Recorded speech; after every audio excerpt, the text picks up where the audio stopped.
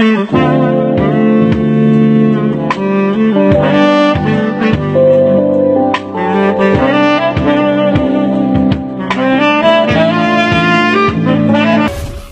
friends, you are welcome to Anchor Network, where you get updated news of things happening around you.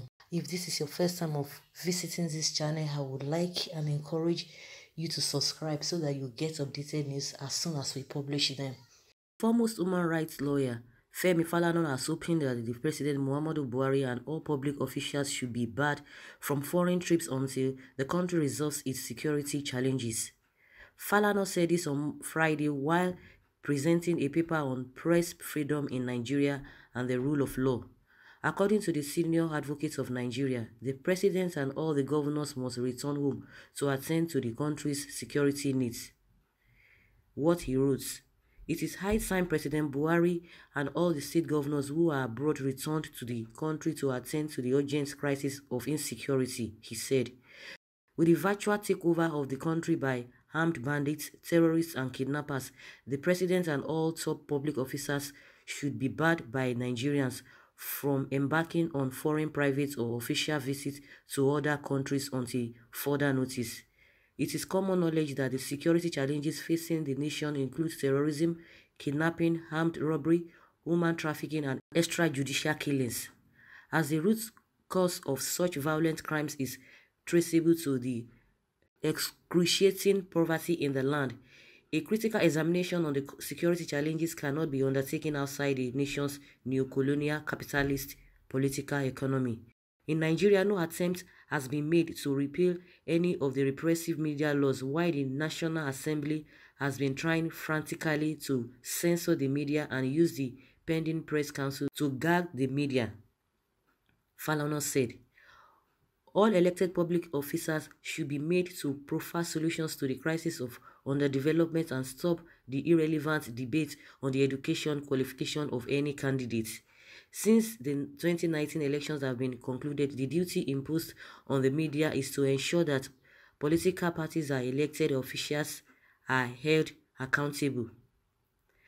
To that extent, the media should ensure that the political parties are made to explain to the Nigerian people how they plan to address the crisis of underdevelopment that has reduced a richly endowed nation to a beggar, taking questionable loans to pay salaries of public officers and service unproductive bureaucracy."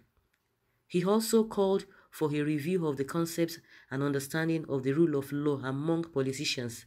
While senior public officers continue to give the impression that the country is operated under the rule of law, their actions and utterances suggest otherwise. In the process, the country is reduced to a banana republic where the rule of law is substituted for the rule of the rulers, he said. What I said in one of the videos I published, I said these leaders, these politicians will continue to do what they know how to do best until Nigerian people will rise up to their responsibilities by protesting, by keep on telling the politicians that these are the things that we really want, by standing by it. We heard about a lot of countries that, they protested for a very long period of time. I can tell you this for free. Protests cannot last more than 2 days in Nigeria. People will be fed up. A lot of people will be fed up. And I don't really blame people because of what they have experienced in the past. But one thing that can really make Nigeria to get to where it's supposed to be is to continue to stand for what we believe. But this religious, political affiliation, tribalism, and all manner of things will not allow us to see beyond our nose. And that is what these politicians have really used, to demoralize us. Poverty is one of those things. We have a lot of things. Religious affiliation, tribal affiliation, political affiliations, living the real thing, pursuing shadows. People have said that this Falana that is even talking, he talks with the two sides of his mouth. In one breath, he will say one thing. In another breath, he will say another thing. Trying to mix things together. If you are standing for something, stand for it. It's not a matter of hatred. Maybe you hate some particular set of politicians or a particular set of people or whatever. Stand for the truth. But I see that most times, they try to bend some things and all of that. A lot of people don't even want to come out now to say things the way they are because of the fear of, being intimidated, being harassed, being arrested. Before you know it, they will start using police and all this security agency to intimidate you. They will try to frame you up. And that's why you see a lot of people don't really want to come out. And the people that are supposed to even support this, activists, you see that even people themselves will come and attack you. They will say it's because, this person is from my region, that's why you people are talking. Because the person is not from this religion, that is why you are trying to attack him. You are doing this and that, leaving the real thing that we need to discuss. Now they are talking about issue of the public officers not to go to abroad to go and receive treatment. It's not today that we've been talking about this. When you hear what the senators are receiving, the allowances they are receiving, it baffles everybody. Everybody keeps complaining, saying the same thing over and over again, and nothing is being done. It's not until when we take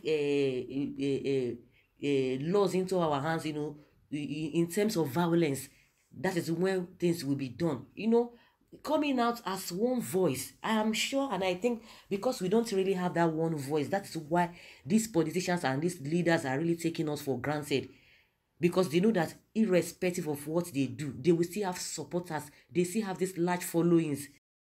When we come as a people with one voice, we are more powerful than these people. What is their percentage? What is their numbers compared to us? But because we don't have one language, because we don't have one voice, we don't stand for one thing.